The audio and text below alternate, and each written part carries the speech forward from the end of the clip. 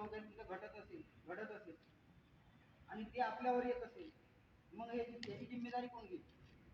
बरोबर आहे सर? बरोबर, एक्झॅक्टली. आता बोलला, बरोबर बोलला. नाही का? विशेषाने अरे आपण तिथं मीटिंगला गेलो, सर्व चांगले चांगले लोक आले होते तिथं आपल्या समाजाचे, नाही का?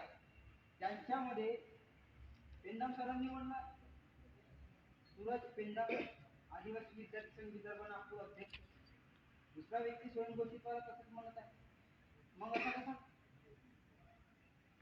प्रश्न पडते का नाही?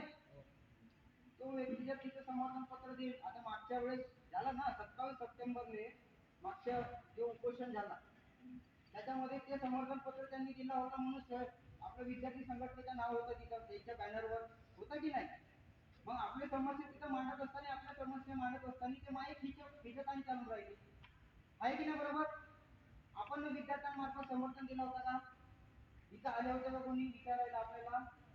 आता सरांनी सांगितलं ना, कोणी आले नाही, कोणी कृती समितीचे नाही आले, विद्यार्थी संघटनेचा जो माजी अध्यक्ष होता आमच्या नजरेमध्ये, आताचे जो स्वयंघोषित आहे तो व्यक्ती बी नाही आला तिथे तुमच्या समर्थन मागण्यासाठी, की हे मुद्दे आहेत, आपण तिथं आंदोलन करत आहोत, त्या उपोषण करत आहोत, त्यांना समर्थन द्यायचं की नाही द्यायचं, आहे की नाही? तुमच्या मार्फत निवडून आलेली जे संघटना आहेत, ते संघटनेने आता तुमच्या सामने इथं तुमच्याकडून तुमच्या होकार मागितलाय, जे काही ते प्रोसेस चालवणारा समोर, नाही का, जे काही निर्णय घेतील त्याला समर्थन करायचं का नाही करायचं? आम्ही आलो ना, आदिवासी विद्यार्थी संघ विदर्भ नागपूर सर्व सदस्य आले का नाही?